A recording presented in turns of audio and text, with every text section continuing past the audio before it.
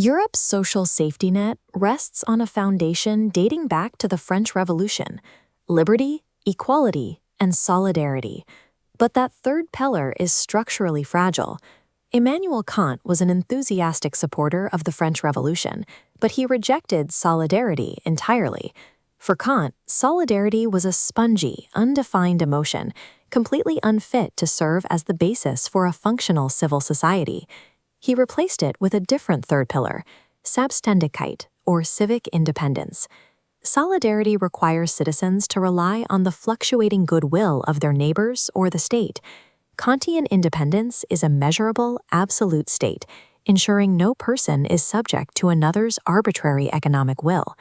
Building a society on solidarity leaves people vulnerable to exploitation whenever public goodwill dries up. True justice requires a legal guarantee of independence. In this discussion paper from the WZB Berlin Social Science Center, political economist Günter Schmid applies Kant's concept of independence directly to modern European Union labor policy. Schmid outlines a framework for transforming reactive national unemployment systems into a proactive European work-life insurance. To understand how this works, we have to trace a rigorous logical derivation, starting from abstract 18th century philosophical axioms and ending with 21st century macroeconomic frameworks. We will build this through a three-tiered translation stack, moving from Kant's original metaphysics, through modern legal theory, and finally up to concrete EU policy. Marxist and sociological theorists have frequently dismissed Kant as a purely bourgeois conservative thinker. That misreading obscures a ready-made, rigorously structured blueprint for a post-capitalist labor market, one designed from the ground up to guarantee human dignity. Kant drew a sharp distinction between the bourgeois, a mere city dweller, and the citoyen, the active citizen who actually holds voting rights and legislative power. To qualify as an active citizen, Kant argued you must possess independence. You must be able to survive on your own faculties without depending on the arbitrary will of an employer. This strict rule led Kant to a conclusion that remains controversial today. He classified all wage laborers as passive citizens. For Kant, the act of selling your capacity just to survive reduces you to a mere tool. It violates his categorical imperative by treating a human being as a means to an end rather than an end in themselves. This stands in stark contrast to classical views like John Locke's, which commodified labor for the open market. Kant's axioms clash with this wage system, fracturing the population into the independent and the exploited. Because the free market inherently strips dignity from the worker, the solution cannot be moral outrage or charity. It demands a structural, legal remedy. To solve the problem of human exploitation, Kant relied on highly rigid, counterintuitive mechanisms, inescapable legal contracts. We can see how absolutely he prioritized legal architecture over human emotion by looking at his views on marriage.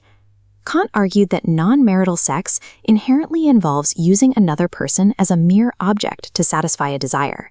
Therefore, the marriage contract exists solely to make sex morally licit. He defined it strictly as the lifelong, mutual possession of each other's sexual attributes. This clinical definition was so devoid of romance that playwright Bertolt Brecht later mocked it in a satirical poem about partners taking each other to court over withheld sexual organs. While this legalism seems cold, it highlights Kant's exact mechanism for protecting human dignity. He refused to rely on the fuzzy, unreliable emotion of love, demanding enforceable law instead. Just as love is insufficient to protect dignity in private life, solidarity is insufficient to protect dignity in economics. Both spheres require absolute structural contracts. Returning to the economic problem, during Kant's 18th century, achieving true independence typically meant owning physical agrarian land. Modern legal philosopher Michael Kohler has worked to update Kant's definition of property rights for the present day. In an advanced knowledge-based economy, independence can no longer rely on physical land ownership. Kohler argues for a critical conceptual shift. Property must be redefined as capability. Capability is not just a static set of skills. It is the institutionally guaranteed right to adapt your skills to ongoing technological and ecological shifts. The legal consequence here is profound. If capability is the modern equivalent of land, then a just state must guarantee universal access to it.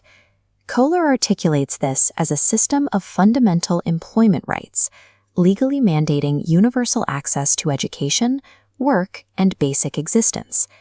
True civic independence today depends on an enforceable, contractual right to lifelong capability development. This brings us to the top layer of our translation stack, European Union macroeconomic policy. Using this capability framework, Gunther Schmid outlines a concrete policy transition from traditional unemployment insurance to a European work-life insurance.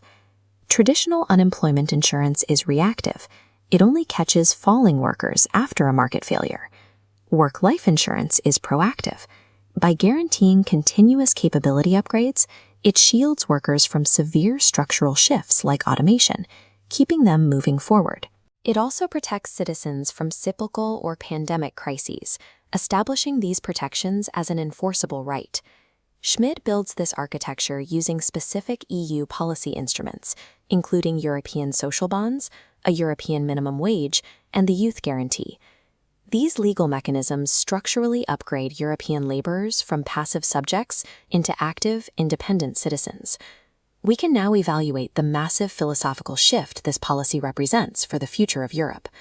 Solidarity inevitably fractures under economic pressure, making it a failed foundation for political stability. Grounding social policy in Kantian independence establishes dignified work as a justiciable, unalienable right.